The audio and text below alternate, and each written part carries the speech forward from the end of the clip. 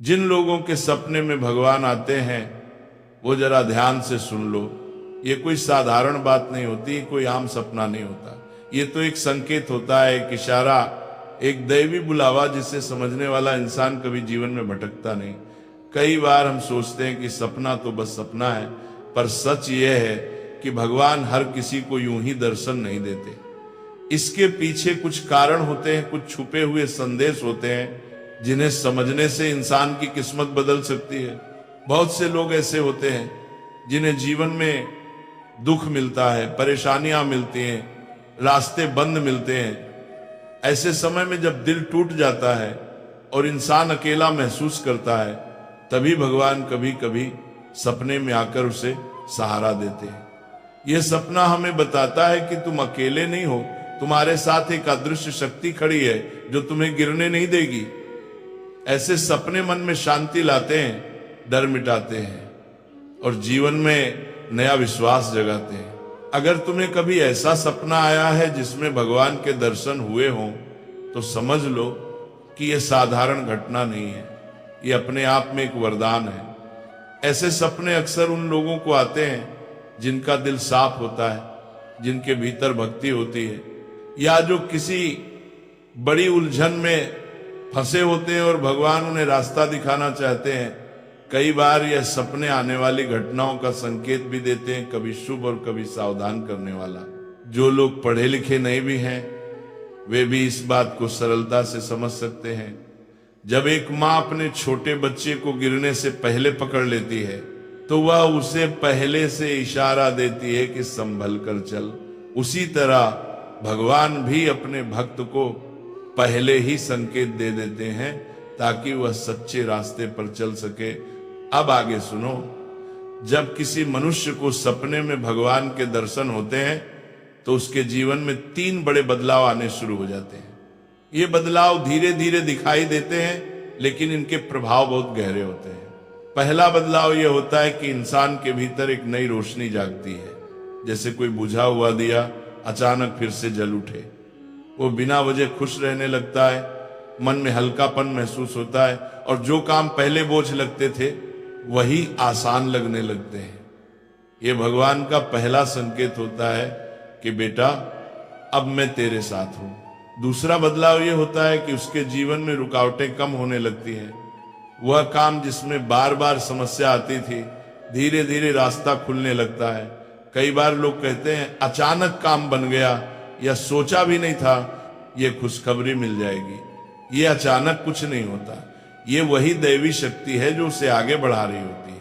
भगवान जब किसी का हाथ थाम लेते हैं तो उसका भाग्य खुद रास्ता साफ करता है। तीसरा और सबसे बड़ा बदलाव उसके स्वभाव में आता है।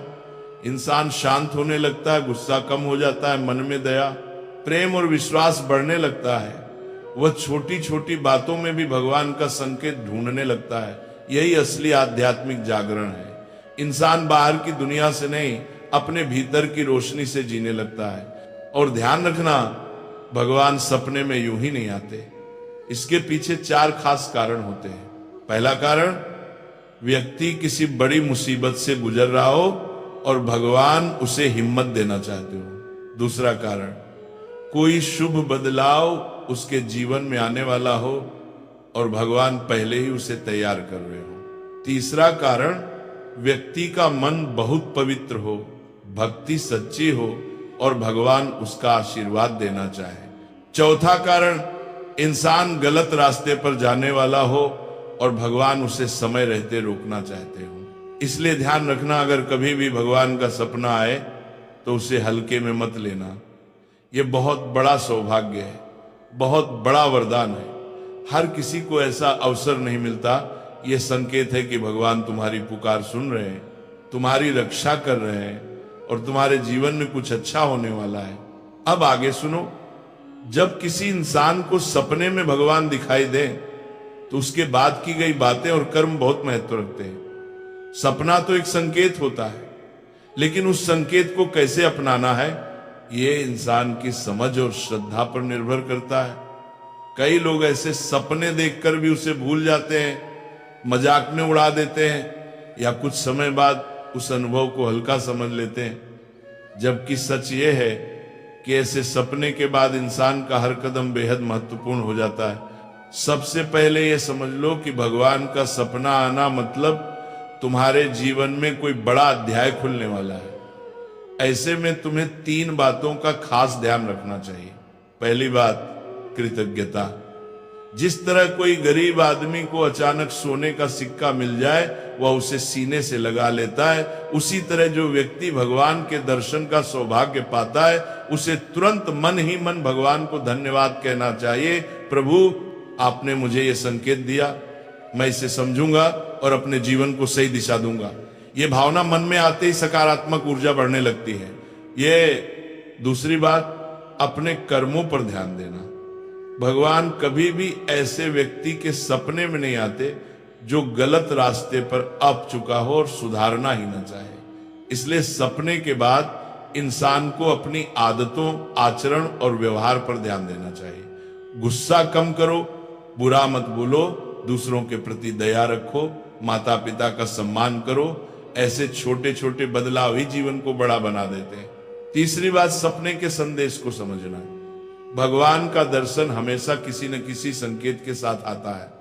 कभी वे मुस्कुराते हैं, कभी चुप रहते हैं, कभी कोई चीज दिखाते हैं और कभी सिर्फ अपनी उपस्थिति का एहसास कराते हैं। इन संकेतों में वह बात छिपी होती है जिसे जानकर इंसान अपनी कठिनाइयां दूर कर सकता है।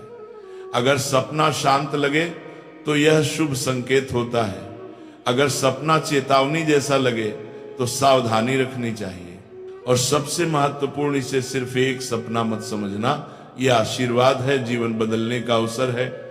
ऐसे सपने आने के बाद व्यक्ति के आसपास एक सुरक्षा कवच बन जाता है जिसे आम लोग महसूस नहीं कर पाते, लेकिन उसके परिणाम धीरे धीरे सामने आने लगते हैं। जीवन में अचानक राहत, मन में शांति और कामों में गति, ये सभी संकेत बताते हैं कि भगवान तुम्हारे साथ चल रहे हैं।